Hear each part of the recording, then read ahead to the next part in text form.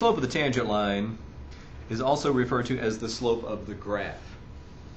The tangent line is intended to be how the graph is slanting at that particular point in time. If the function is increasing, what we'll see is that it's going to have the tangent line is going to have a positive slope. If the function is decreasing, we'll see the tangent line has a negative slope.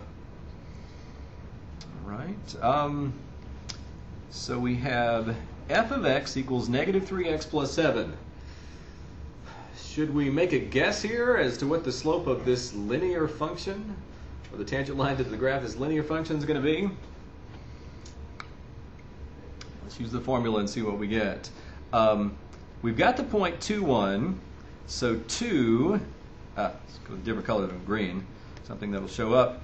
The 2 is the value of c.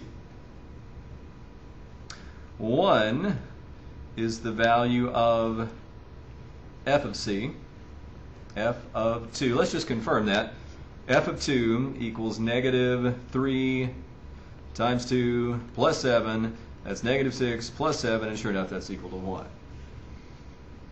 So at that particular point. So we want to find the limit as delta x approaches 0 of f of, again, c equals 2. So just substitute 2 for c plus delta x minus f of 2 all over delta x. We'll simplify where we can.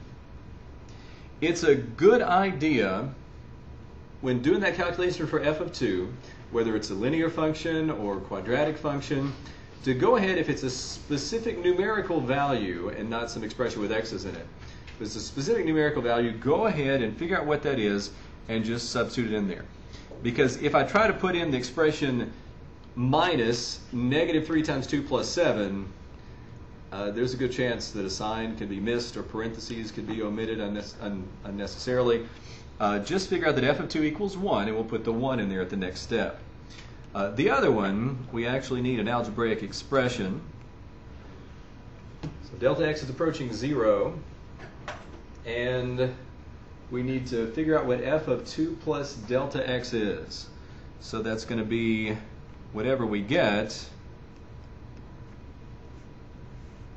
when we take 2 plus delta x and substitute it for x in the expression negative 3x plus 7. So take 2 plus delta x, substitute it right there. And f of 2, we've gone ahead and confirmed that that's equal to 1. So let's put the 1 there. F of 2 equals 1. We have delta x in the denominator. Keep on simplifying. Basically, we want to keep simplifying the numerator until we can get the factor of delta x out of the denominator.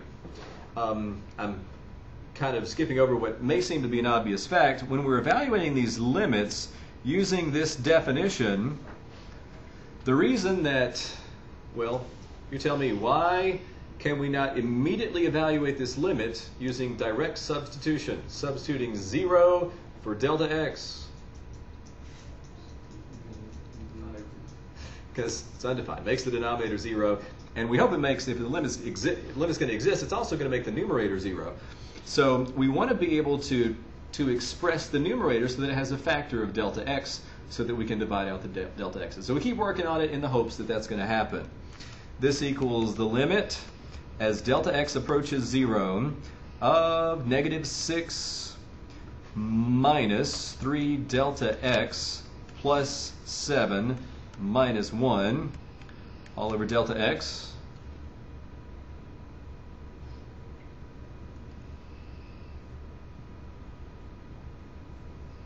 The negative 6 and the 7 and the negative 1 all cancel, yes. They add up to 0. So I'm sorry, delta x certainly is still approaching 0. This equals the limit as delta x approaches 0 of negative 3 delta x over delta x. Okay.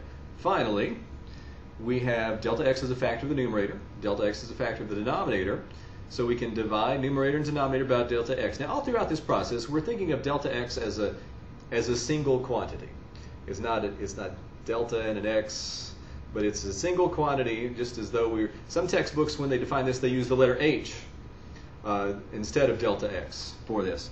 But delta x, we can divide the numerator by delta x and divide the denominator by delta x. When we do that, it's the limit as delta x approaches 0 of -3. And we're there because the limit of a constant is simply that constant. So we get -3 for the slope of the tangent line. Does this surprise anyone that the slope of a tangent line to the graph of a straight line with a slope of -3 ought to be -3? No. No. If we consider what the graph of the function itself looks like, -3x plus 7, so 1, 2, 3, 4, 5, 6, 7, and then the point 2, 1, and evidently somewhere in between the point 1, 4 maybe, something like that.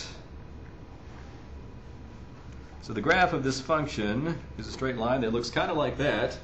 If we pick any point, this point, and look for the slope of the graph at that point, well, the slope of the graph is always -3, because the slope of the graph is a straight, well, the graph itself is a straight line.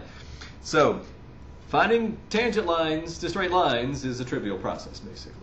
It's always equal to the slope of that line. It only becomes interesting when there's curvature involved, so that at different points along the graph has a different steepness. And so we probably won't do this for many more straight lines.